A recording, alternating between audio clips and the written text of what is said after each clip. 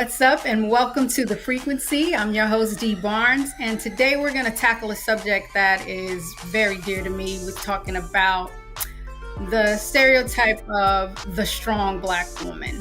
Now, when you hear that, you think the strong Black woman, you think that she can handle any and everything. It's this myth that we are the superheroes, that we are the mules of the world. Well, this book that I just read by this incredible writer puts that to the test and talks about it and breaks it down thoroughly. It's called Ride or Die, a feminist manifesto for the well-being of a Black woman. And I have the writer here with us, professor of sociology, writer, and she had things in Essence and Ebony and New York Times. But this book right here is what we're going to get into. As you can see, I've already have like pages marked and everything. So I want to bring in my guest, Shanita Hubbard. What's up, sis? Thank you for having me. I'm going to try very hard not to fangirl because I am such a fan and so honored to be here, but I'm going to try to keep it together. No, I'm trying to keep it together because reading this book was healing. And I really want to thank you because this really touched down deep parts that we're getting ready to break down anyway. But I want people to know about you in particular because I just want the audience to know who you are and what led you to writing this book. So tell me a little bit about your background. Well, thank you. I'm excited to be here. So, yes, as you said in the introduction, I'm actually a sociology instructor and a writer. I actually teach at a writing class that I've created right now at the University of Toronto called The Business of Writing. I'm also a former clinician. I used to be a therapist for 6 years. And right now I just consult for I consult for a company. So other therapists will, send me their treatment plans and I'll help them create it or whatever. So I'm just a consultant. I'm not seeing clients right now. But my most biggest accomplishment that I'm most proud of is just the mom of a really incredible Black daughter. She's amazing. That's my biggest accomplishment. Yes. Being a mom is definitely, I'm a mom too, and I have two daughters, a millennial and a Gen Z, a non-binary Gen Z. And so I'm definitely going to suggest that they both read this book because I think it'll open them up to a better understanding of themselves and the world around them. That's a lot what I got from it. You grew up in New York? Yep, I'm from Yonkers. Yonkers. Okay. So, I have to get into the hip hop because you have weaved that into the narrative of your book. So tell me about growing up in Yonkers and when you first discovered hip hop. Oh, I love that question. I don't know how to answer that, right? Because the hip hop always was like it was just always in my life. It's not. I remember just being little. I grew up with only brothers, and I'm the youngest of my brothers. So we were, not very rich. We were poor, and I remember us living in the projects at one point, and we only had like one TV to share. It wasn't like it is now, where everybody has their own TV and smartphone. So whoever decided which I was watching, whoever was in charge of the TV made the decisions, and it was never me. I remember being younger and just my brother watching video music box, so that became our thing. I remember watching my brothers fall in love with Kane, so that became my thing, right? So they introduced me to hip hop very young, and I just, but they introduced it to me in a way where, not to sound like one of these like old school like elitists or whatever, but I was never completely like super caught up in the beats, right? It was always about the words for me. Like my brother would, that's how I remember him introducing me to Nas, like, "Yo, do you hear what this kid is saying? He's spitting," right? So he really, what he didn't realize he was doing was helping me to fall in love with words and structuring and telling stories in your own way, in your own power. So yeah, that was my introduction, not only just to hip hop, but also just to writing in general. I just didn't know it then. Okay, yeah, I want to get into your introduction to writing, but I want to backtrack a little bit because all of the artists you named were men. When did you hmm first discover female rappers, women in hip hop? When were And you that is exposed to actually that's a really good point. I fell in love through what hip hop and black literature and black writing, all through the eyes of men. So I always it? gravitated Right. towards men, right? And not even just in my artists, but in terms of the writers that I chose. Like, and then so it wasn't until maybe college where I started to kind of unpack that and Mhm. reject some of it and just kind of think differently about it. That I Right. start gravitating to it. I think one of the first female MCs that I just went like super crazy and fell hell over heels in love with was Lauryn Hill. Right. Which made me break out my shirt after after reading the book. You know what I mean? So, what are some of the writers that you gravitated to? You mentioned When I was younger, some I of the used to work. read. When I was younger, I used to read Donald Goines. I don't even know if the kids even Right. remember him. So I remember, like, yeah, when I was younger, when I would love Donald Goines, but then when I got into college, I think who did I fall in love with first? Omar Tyree, Terry McMillan, Zane. Hmm. I ain't had no business probably reading Zane, but Zane. Right. Right. Kim Right. Russell Right. Goldie. I fell in love with a lot of like poetry, like Nikki Giovanni, Sonia Mm-hmm. Sanchez. Mm. Terry McMillan was actually the first writer that I stood in line to get my book signed. Like that was like Mm. I read that book so many times, and I love Alice Walker too. I Oh really love, yes. The color. Did you still have the book with the signature? Yes, I do. Oh, good, I good, do. good. I do. I know, and I can't believe it. And it was so many of us too. It was so many of us in line, and it was a small black bookstore in Los Angeles that's no longer here. But it was an experience I'll always treasure. But what made you want to be a writer?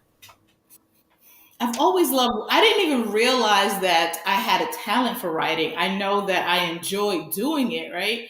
Um, I know that I enjoy doing it. And I remember, like, all through schools, my teachers would never say things like, oh, this is a really, well written essay. They would say things like, did your mom help you with this? Always implying that it wasn't me, that they couldn't possibly.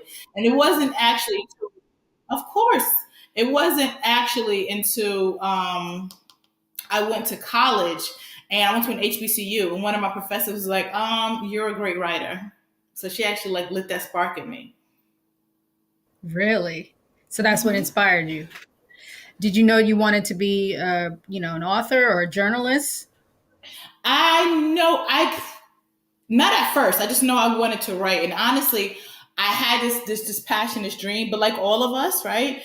Capitalism rules everything around us. So I remember like kind of not pursuing it and just working and just getting excelling in my career. And it wasn't until one day I had an unexpected job loss, and I started like a tiny little blog. But it was only to just like keep myself sane and centered in between rejections. Like applying for a job is not fun, so it was like during that time, I'm like, damn, I forgot how much I love this. And I really forgot that I gotten so busy building somebody else's dreams that I forgot I had my own. I was like, I'm gonna do this. I'm gonna write my book. Yeah. I think that's one of the problems with what you discuss in the book with black women in particular, that we're so busy doing for everyone else that we forget about ourselves. Which, let's get into this. Tell people, tell the audience what this book is about. Ride or Die. So ride or die. I use hip hop. I'm a hip hop head forever and ever. For all of its flaws, it's ours, it's mine, right? So I Mhm. use hip hop as an entry point to have conversations that are specific to Black womanhood. So it's not necessarily as much deconstructing the lyrics as much as it's pointing to specific themes that exist in our culture, that exist in hip hop, and that exist all throughout our community that we need to work on. So each chapter is pulling from like a different song, whether it's the theme or the song itself. In the first chapter, it's called Ride or Die, and I am Right. absolutely hoping that like we can defund the ride or die industrial complex. Like let's defund it, let's kill it, let's burn it to the Well, ground. break down what the meaning is, the meaning of the ride and die. Break that down first, All right. So for those so of we you can who deconstruct it. Let me tell you something. So I mentioned I was doing a talk at a college a couple of weeks ago. So it was a bunch of college students there. So I was like, "Do you guys?" I asked the audience if they was familiar with the song. Girl, everybody was like, "Oh, my mom listened to it. I think she told me about them doing verses." I was like, "Oh my gosh, baby, Wow. y'all never heard of the locks?" Okay, that's fine. So Mhm. I was like, so let me rewind. So for those of you who may be a bit too young to know who about this song, it came out in the early 2000s, and they didn't start the concept of a ride or die chick. Like it Right. existed, right? So a ride or die chick is someone that gives everything of herself in her relationship and her community. She's not even seeking reciprocity, right? She's doing it just because she thinks, that's how she's supposed to show up, and she's doing it for these quote unquote rewards. Like in a relationship, she goes above and beyond, bends over backwards, and be the absolute most, so you can get the coveted that title of, oh, whether it's wifey or ride or die chick, or just that's how she genuinely believes that she's supposed to show her love through her labor. And that's how Right. she met. And she does the same thing at work, right? You know her at work because she's a sister that says things like, "Girl, I've been at this job 5 years and I ain't never take a day off yet," as if this type of Oh, labor is a badge of honor, right? So she operates like that all across the sector. So the first chapter is really breaking down why that's harmful for us. And it's not just about me not liking this song, right? And it's not just right. about me not liking this. I pulled in the data, right? There's brilliant sociologists that did the work to show how this is concept of weathering, right? Where we talk about how Mhm. racism has physical implications of our bodies. But there's also Right. data to support that we are just like we live on an intersection of race and gender, right? Racism Mhm. and sexism. It's the same thing is true. So there is a lot of data that documents that when we operate like this in this strong black woman trope, I got it, I'm gonna show up and show out for everybody but myself, it physically erodes our bodies. So this is a really unhealthy concept that I want us to demolish. And then the rest of the chapters are other areas. Now, so the goal is like, okay, we finished with that ride or die ish. We know why that's not good. We done with that, right? In Mhm. chapter one. And then the rest of the book are other things that I want us to focus on as black Okay, women. And one of wait. my Wait. Let's take a break. When we come back, we're gonna talk about the things that we as black women should focus on. We'll be back. The Frequency right here on the Black Star Network.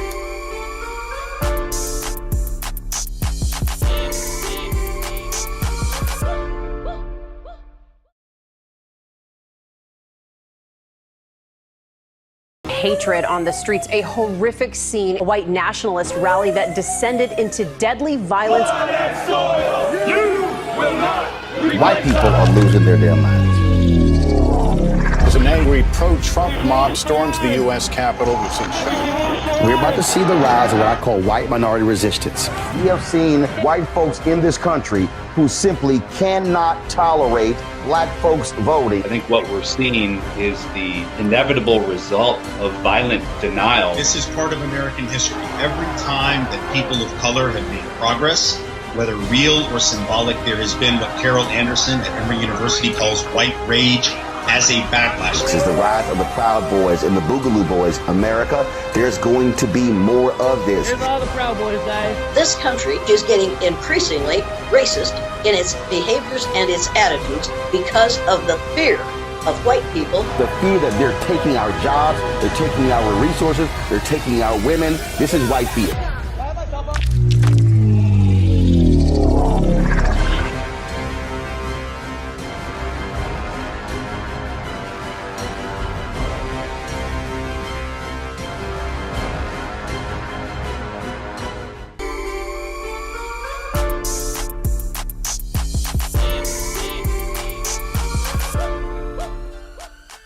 Back right here in the Frequency with my guest, Shanita Hubbard. We're getting into the strong black woman trope and how it relates in her book that she wrote, Ride or Die Chick. So we just broke down Ride or Die, what the meaning is. Let's talk about strong black woman, because in going back to your first chapter, I want to get into what you said, which I thought was amazing, that hip hop didn't create the problem, but it certainly amplified the message that's harming black women. So let's talk about what's harming black women sure in this there's this stereotype.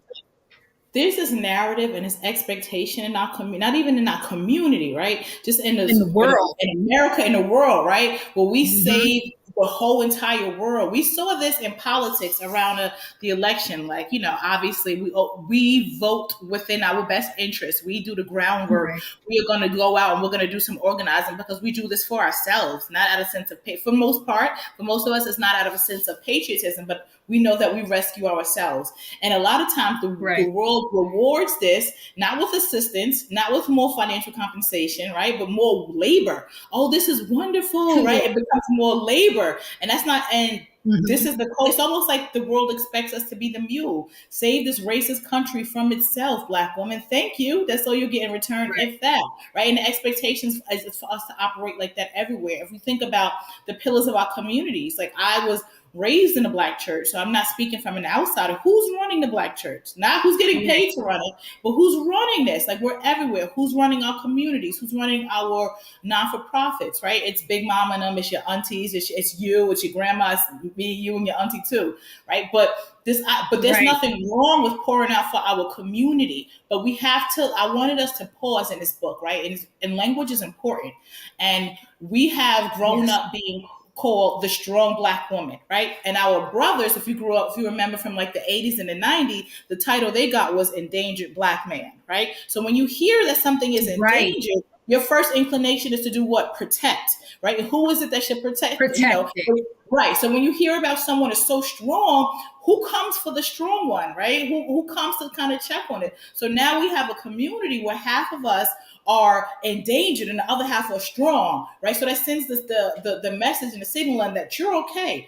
We need to rally around you to support you. And multiple things Right. can be true at the same time. We do need to support and show our brothers. We have to reject this whole "you so strong, you got it, you don't need any, we don't need anybody, we're the muse of the world," this narrative. It's not just, we have internalized this. Like, Yes, we the have. world screams this and we've internalized this. And some of us are operating with it as if it's a badge of honor. Like, you even hear Right. Black women like aspiring to be this ride or die chick, aspiring to be this strong Black woman trope at their own expense, at our own expense.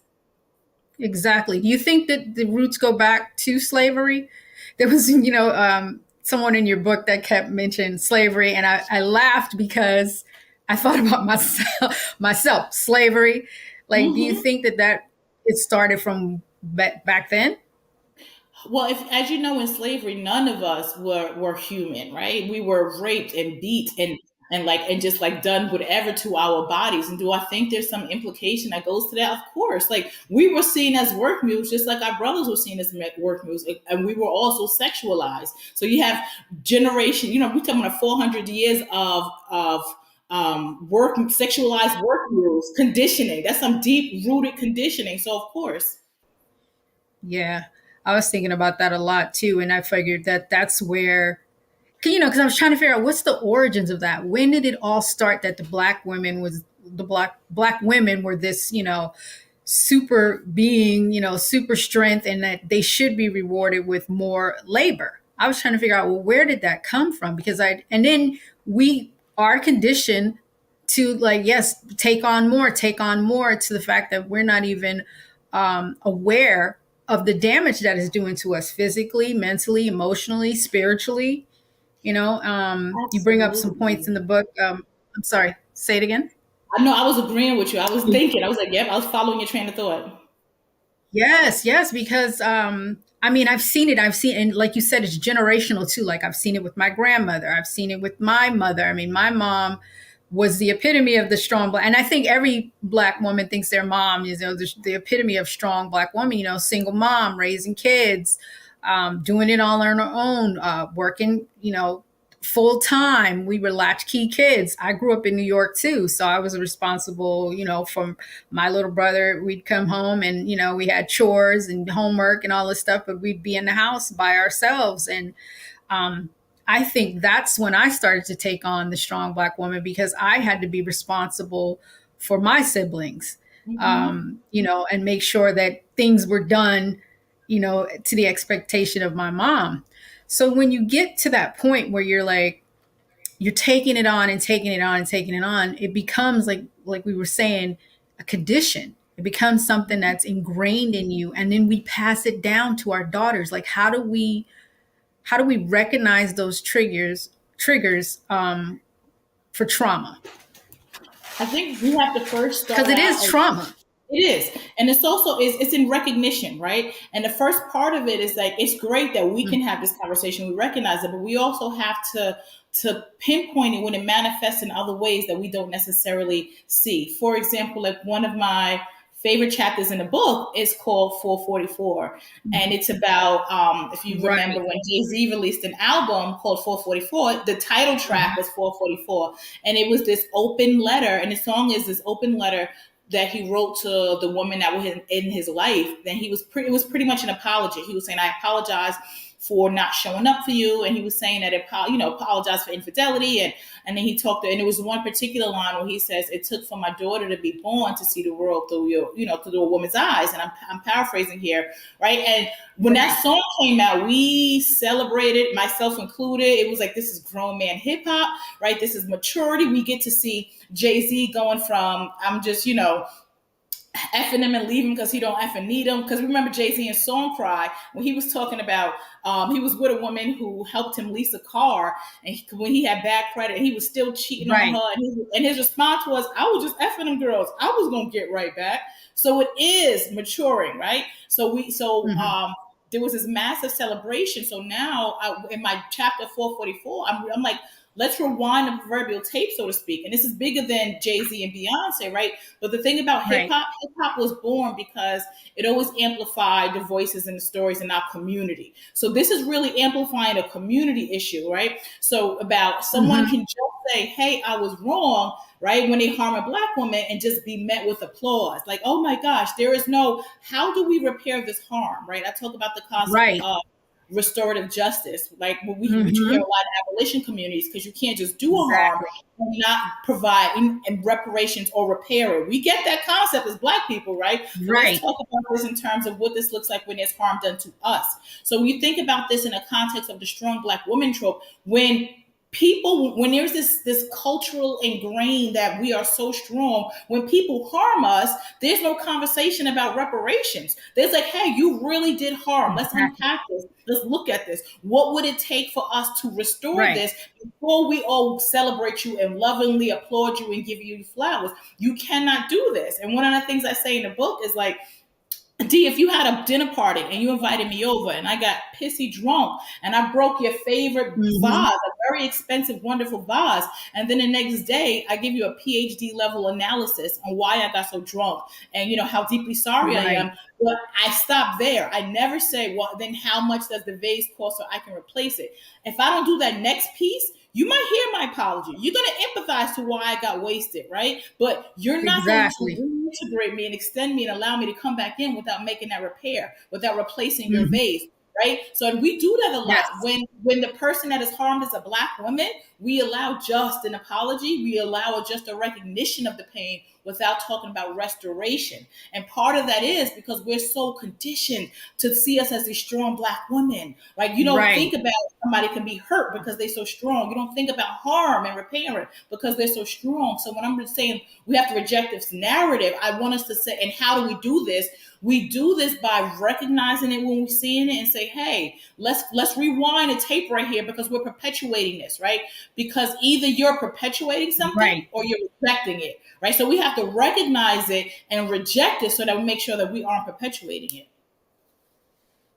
Exactly. And I think that's the problem too. Like, we're not rejecting it. It was something you said in that chapter too, because that chapter did hit home.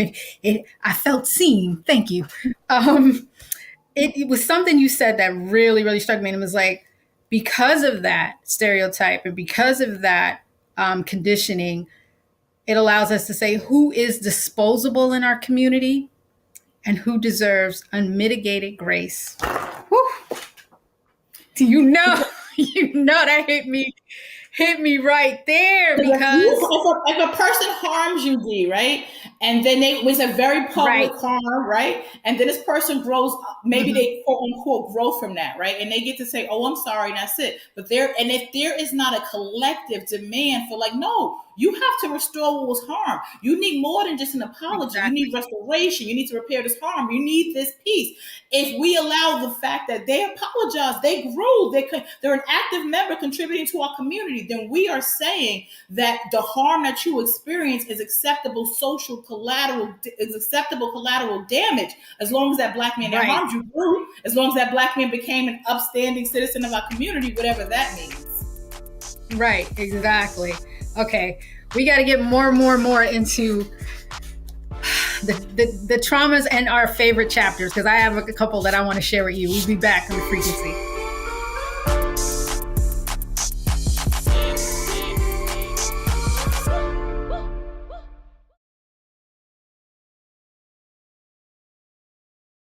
Black Star Network is here.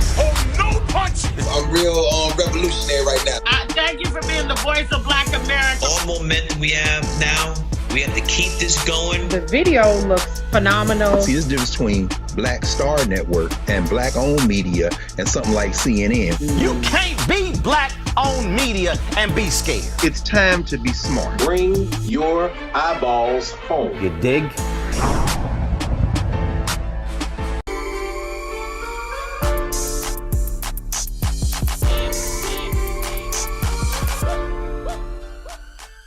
We're back right here in The Frequency with our guest, Shanita Hubbard. We're talking about the Ride or Die Chick. We're breaking it down. And one of the things we were just talking about was our favorite chapters. We just broke down 444. I want to talk about, I think in that chapter also, we were talking about repair. We were talking about, oh, no, that's a different chapter. What's one of your other favorite chapters? Then I'll go into that one. Another one of my favorite chapters is called My Sister's Keeper.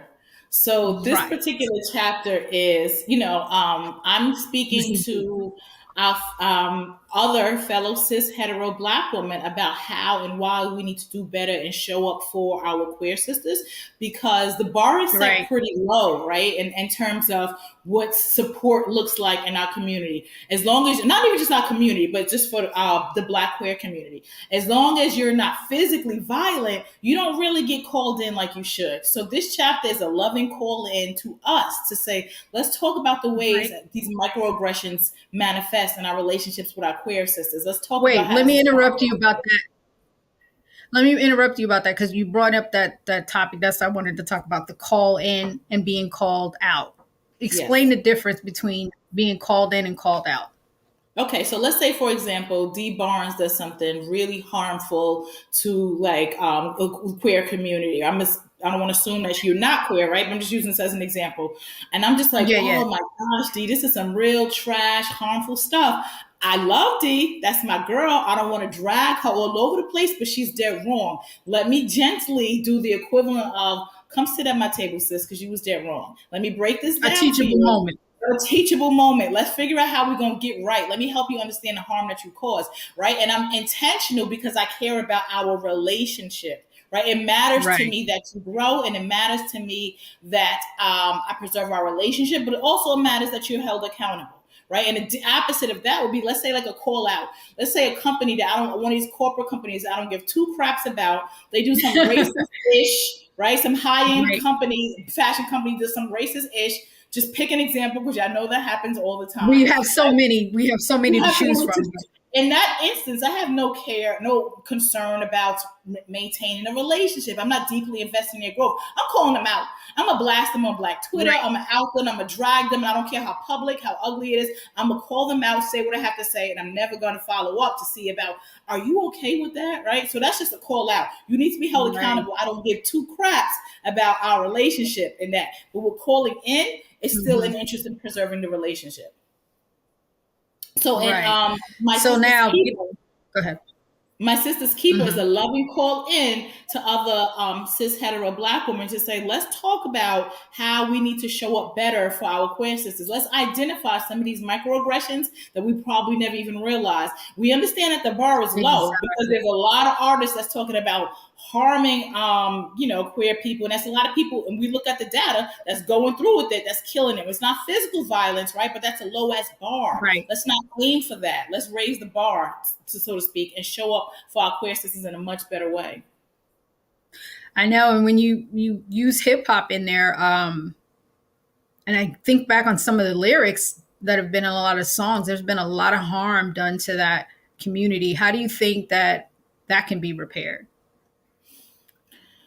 See, the thing about like the restorative justice model, it's the person that was at the receiving end of the harm that will say what restoration looks like for them. Let's say, for example, somebody harmed you. I don't get to, this is an important thing to say. I don't get to say, well, that's sufficient time has passed. It's okay. I don't get, nor do I get to say what restoration will look like for you. You tell me what that looks like, and I show up and I'll support you in receiving that. And the same thing with the queer community. You would have to ask somebody like, what would restoration look like? And then I, as an ally, will show up and support and be like, bet, I'm with it. This person needs to be held accountable by doing A, B, C, and D because this is what that looks like. So all I can do is show up and support.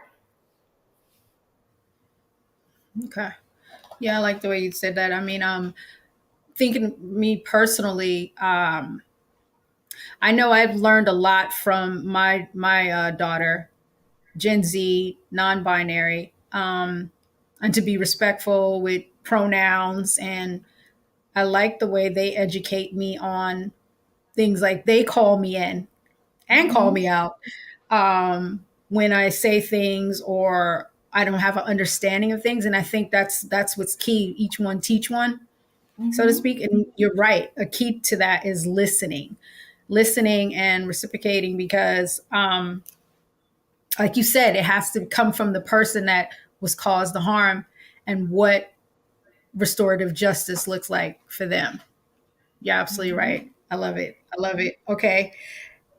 Triggers.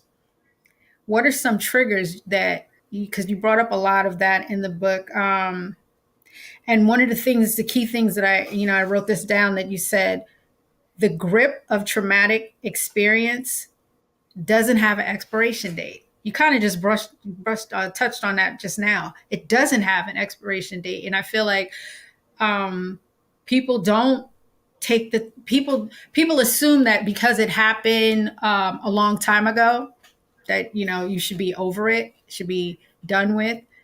But when there's things that trigger you and remind you of, what happened, then you have to learn how to heal from that. What are some of the ways we can recognize the triggers? Well, one, I want us to also be mindful. I love that you really starting at that point by saying that that there's no expiration date. We have to remember that for ourselves, and we have to remember that for other people, because we have to operate in grace, give ourselves grace, right? Give yourself grace. Like, it doesn't matter that, this person could have passed 5 years ago, 10 years ago. Something can happen and trigger, because our healing journey is very personal. And also I want us to remember that for each other, because I think a lot of times we don't give each other grace because we act as if there's an expiration date for how long a person takes to heal. Like, they're still talking about that. You don't know what this person's healing journey is, right?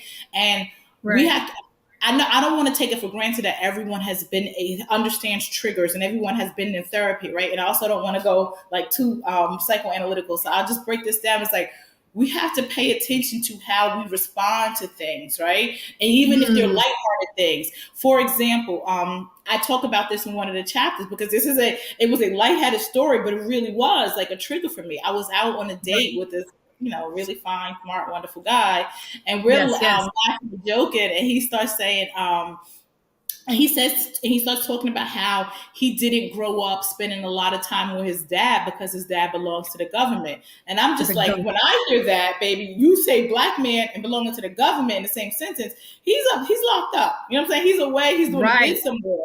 So when I heard that, I wasn't thinking government worker. I'm a person that supported a few loved ones through incarceration. And no matter what side, and if you've ever supported somebody for real through incarceration, I have. Writing them, calling them, you understand that it feels like a part of you feels like you're locked up too. So no matter what side of the bars you do that bid on, you coming out with some type of trauma, right? So that's so that's really challenging for me. That's something I'm still, rectifying and healing from. So when he said that to me, I was like, oh my gosh, I understand how incarceration is so hard. So I'm thinking I'm being so empathetic because I'm sharing about how difficult it is, all the different prisons, whether it's, blah, blah, blah, whether they monetize us. And he's just like, whoa, Shanita, I made my father work for the government, girl. Like, what? Nobody said he was locked up. And I'm like, oh, okay. Wow. So those are some words that are still, the thought of somebody being snatched from their family is triggering for me because I've experienced that. So so those are triggers. Right. So you don't, it's really important to recognize your triggers, not so that you can run from this, not so that you can escape them, right? So because it's an indication that I'm still not healed in that area the way that I thought I would be, the way that I need to be. So it's still an indication that there's some work to do. So we have to pay attention to these things that like make us like, oh my gosh, that just kind of like snatch us out of our peace, that kind of bring us into these really offensive, guarded positions, because those are triggering something. One of the things I related to in the book, and I recognized from reading that, and it made me think, oh my God, this is one of my triggers, was the financial trigger. Having to be stressed out about money all the time. As you know, or I don't know if you're familiar with, I was unhoused for 3 years. 2018, was evicted, had to come to terms with it and, share it publicly because I was being threatened to, I'm going to expose you by a relative that, for some reason wanted to hurt me. But I took it upon myself to be public about it and share my experience. But I noticed that once I got back into, being able to support myself and being able to live like that again, as I was reading your book, I noticed, wow, that's one of the things that triggered me too. I'm taking on all of this and want to do this and trying to figure out, secure the bag so that I never have to be in that position again. Same thing in your book when you talk about the car being gone, because I've had my car repoed, and that trigger when you can't find your car, that panic that you feel. So it's definitely, I think it's a process as you get older, you start to recognize things or pay more attention. I think that's what the key is, paying more attention to things and being intentional. I call them misidentified trauma responses, because a lot of times we don't see these. We haven't identified them as trauma responses, but they are. What Dee is talking about, I remember like it was over 10 years ago, and I had my car repoed, and still to this day, if you're coming outside of a grocery store and you go to the wrong parking spot, and for me, when that happens, and I'm at the wrong parking spot and I see an empty spot, baby, my heart starts racing. I feel like, oh my gosh, I'm back to that moment. Right now, if I hear like a garbage truck coming, beep, beep, that sounds like a tow truck to me. Well, tow truck, exactly. Yeah, that they're coming from my car, and my car is not behind. My truck is paid, not paid for yet. But what I'm saying is that still lives with me, that stays with me. And we have to, and a lot now, it's important, right? Misidentified trauma responses are important because they're not always as obvious. One of the ways that my financial, like if you've ever experienced financial hardship, even when you do get the bag, even when you do come up, there's a piece of that still stays with you. But it manifests in different ways. For me, and I still struggle with this, I remember saying it was a season where I'm saying yes to everything. I'm teaching at the university. I've gone to class and teaching at the University of Toronto. I'm teaching at a college out here in Pennsylvania. I'm writing all over the place. I'm working on my Soros Fellowship. I'm writing my book. I'm speaking all over the place. And I'm doing this because I'm terrified that one day the ask are going to stop. And if the ask stop, will I be broke again? So now that I'm getting money, trauma robs you of your present joy because you're still stuck in what happened before. Exactly. Okay, we're going to take a break. When we come back, we're going to talk about how to regain your joy and healing, because that's the most important thing. We'll be back. The Frequency.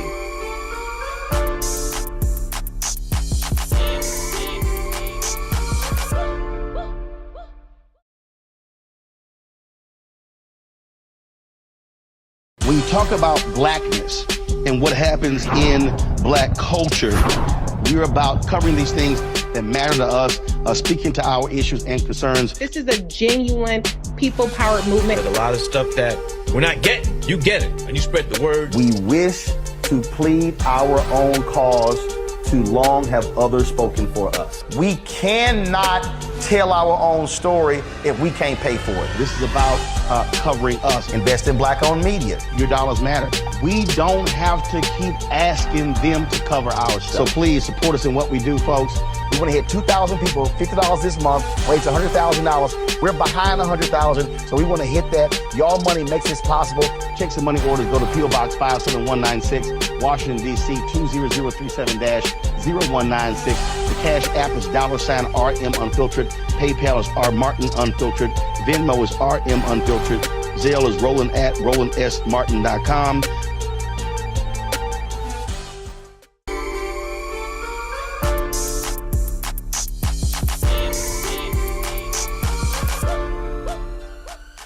Back right here in the frequency with my guest, Shanita Hubbard. We're talking about The Ride or Die, her book, The Manifesto, Feminist Manifesto for the Well-Being of Black Women. Okay, so we just talked about trauma. I want to get into how do we find our joy and healing. How do we do that?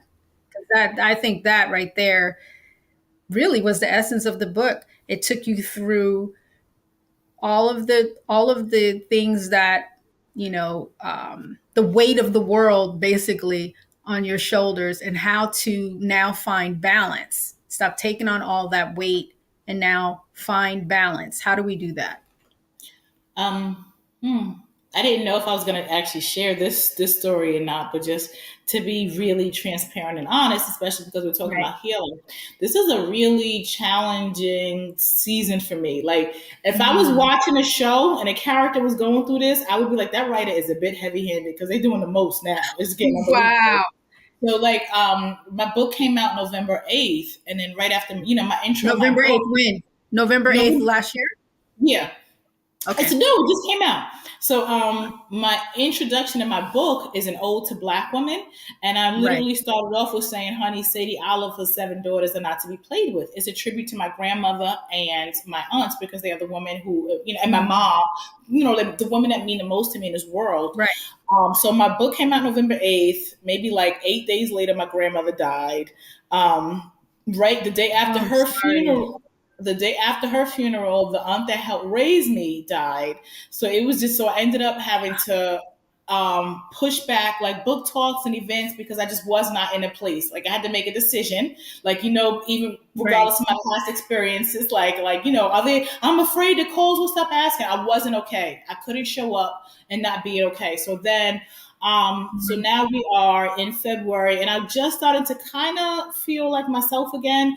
And when my grandmother passed, another one of my aunts was going to move back in her house. So everyone showed up at her house 2 days ago to help her pack and help her move, only to discover a dead body. She passed. And I'm just what? So it's been, I'm so sorry, sister. Thank you. So I'm just had to think. So my point is, healing is about being honest with where you are and what you need in the moment. When it happened in November, I had to cancel everything because I couldn't. I just emotionally couldn't. I had to be honest about that. And now I'm in a place where I need something different. I don't know what you believe spiritually, right? So I know that I need something different. I need a whole lot of prayer, but I also need not just work. I need really intentional work. I knew that we were having this conversation today, right? I knew that we were going to be talking about restorative justice. I knew that this was going to be a balm to my soul. So now part of your healing journey for me is recognizing where I am and understand that sometimes you need something different. Before, I couldn't. I couldn't have done this interview with you a couple of months ago, but I know that I needed something different, right? So I'm recognizing that when you need something different, and that might change tomorrow. So in addition to grief counseling and spiritual practices, I'm also paying attention to let me be open and understand that I'm going to need something different at each stage of this, whether that stage is Monday and the next stage is Wednesday, right? So just really being open. And then I really do believe in this truth and power and honesty, right? Where we heal together. I agree. And that's how I actually ended the book, talking about like bell hooks instructed us to heal in community, right? So I can share my pain if I think it's safe. And that's, and then we can help each other heal. So how do we heal? We recognize that it's a journey. We recognize that on the journey we may need something different, and then you create and you connect with your community, whether that's virtual or whatever, and allow people to pour in and give yourself balm as you need it. I noticed you mentioned safe, and one of the things in your book you discussed was not having black women and black girls, especially younger, didn't have a safe space within the community. And it really made me go back and think about, my neighborhoods, which were rough, New York and New Jersey, and the corner, and not having that safe space, and the experiences that I had.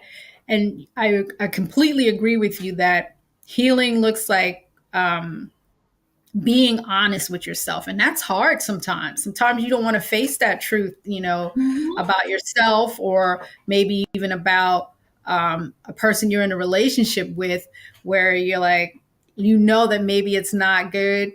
You see the red flags, but you ignore them. And I think that goes back to a black woman feeling like, oh, she can, or women too, women in general, she can fix this person, or she can heal this person, or she's the exception to the rule. And I think that honesty comes with maturity. It also comes with having an example. And that's one of the things that I love about your book. Your book is a complete example of taking the time to take it in, take yourself in. You have your eyes on the world, and you're able to analyze everything and everybody but yourself. So when you have to reflect that mirror back on you, I think that's I can't agree enough that honesty that you have with yourself is when the healing begins. And it worked for me too. I mean, I've had, we've all had our share of traumatic experiences, but I know that once I started speaking truth to power, and once I started feeling like just being honest, it helped me in that journey. And I mean, I'm not complete. I think it's something that it's an ongoing process. I think we have to do the work for ourselves, whether that's therapy or, community service, whatever it takes. I think that, once you recognize it and you're honest with yourself, that you can evolve and you can heal. I keep hearing I keep hearing you say like honestly, right? And I think let's just think about sometimes we're reluctant to divest from a harmful situation or a toxic situation because we're waiting on a return from an investment, right? So let's think about it in terms of relationships. There's times where you reach a point where you realize this relationship dynamic, something about this relationship is harmful and it's hurting you, but you done put in 5 years, you done did a bid with this person, you done poured into them financially, eventually you're waiting for a return for this investment. And this is the same thing is true in our careers. There's sometimes we recognize that there's this element in this career or this career path that's toxic for me. I know this because I'm coming home and I can't sleep at night unless I get high because they're stressing me out. I know this because I'm crawling every night. I know I recognize these signs that this is harmful, but you're waiting for an investment, right? And part of being healing requires honesty.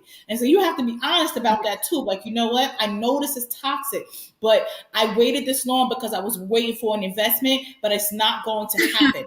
You can't heal from whatever you don't face, right? So you have to be honest with yourself and show up for yourself and face it, because if you don't ever face this, you're simply not going to heal. Right. How do you, as a Black woman and as a mother, how do you deal with healing while raising a Black daughter and not passing on those, generational traumas, I should say, or generational patterns to your child? How do you do it? Because I've struggled with it too. I actually invite her in to see me fully as best as I can, because I know that we all go through the stage where we see our mom as superwoman, right? And then at some point you realize she's not, and there's a little bit of disappointment. And then a lot of times we Right. internalize this superwoman and we want to be that, but we're not. We're human. Right. So I try to introduce myself as just a human to her. So we have these conversations about areas that I struggle with. Like, for example, when when it's grind season, I'm working all the time. And I'm like, in my mind, I'm like, I'm doing this so that I can give her a better life, so that she doesn't go through this, right? But then I get so exhausted sometimes, and now I'm snapping. Like, I'm working so that she cannot go through what I went through financially, but now I'm snapping at her all the time. And I'm impacting the energy that's in the home. So it don't matter how much I'm saving if the energy is off and she don't feel safe coming to me and she don't want to talk to me. Like, I'm hustling backwards here. So I have these open conversations with my child about, listen, I really struggle with this, and I recognize that I don't believe in hitting, but there's other ways to cause harm. You may be a parent that don't hit, but you snap at your kid all the time so they don't feel free, right, to talk to you. So I have these open conversations with her, and it hurts because she'll co-sign and she'll give me examples and she'll tell me how it feels. But then at the end of the conversations, I go, well, let's create a system to hold me accountable, right? Let's check back in on this, right? This is my goal. My goal is to and it's not, I'm honest with, I'm like, listen, part of this because I be trying to white knuckle it, right? I'm working all the time, and sometimes I don't take breaks when I want to, because I feel like I'm working all the time, so my free time should go to you. I said, but I'm a woman and I'm a mom, and sometimes I need me time and I need to do this. So with that apology came a plan on how I'm going to do better. I'm going to start taking breaks for myself, and I'm going to stop doing this, and I'm going to do that. And also, you tell me when I'm not and hold me accountable, and let's check in on this weekly. So I have these conversations with her, and I heal in public as much as I can. Like, I'm hurting right now, and I tell her she's hurting. Like, I lost my grandmother, that's her grandmother too, like, right? So we're both heartbroken. Exactly. So I ask her, like, what do you need today? Do you just need to sleep? Or because I feel like I just need to sleep, but I feel like I'm abandoning you. Let's talk about this, because this didn't come with no blueprint, right? So I heal in public. I create accountability plans, and I show her that I'm human. Ah, that's beautiful. What are your goals for the book? Where do you want to see this book? How do you want to see this book used with women all over the world? I want them to do what years ago. Remember when Chicken Heads Came Home to Roost by Dr. Joe Morgan came out? Yes.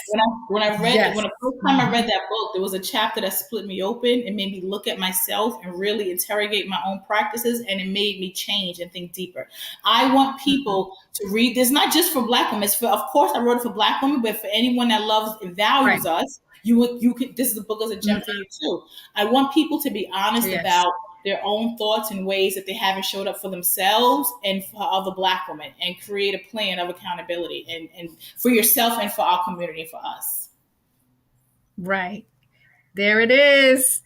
Wow, we've covered all of it. I'm telling you, get this as a gift.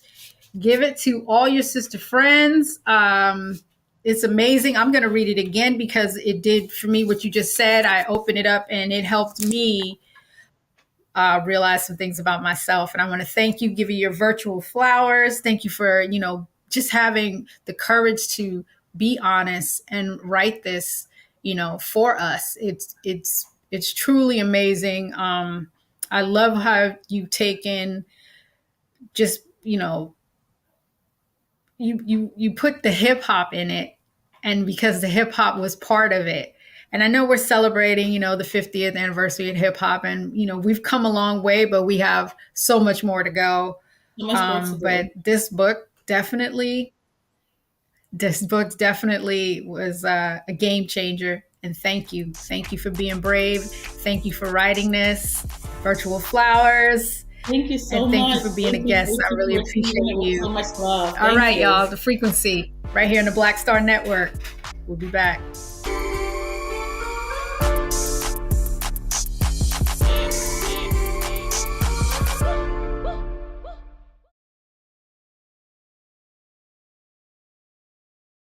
Don't you think it's time to get wealthy?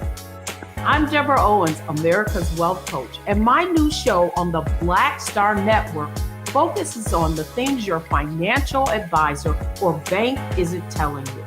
So watch Get Wealthy on the Black Star Network.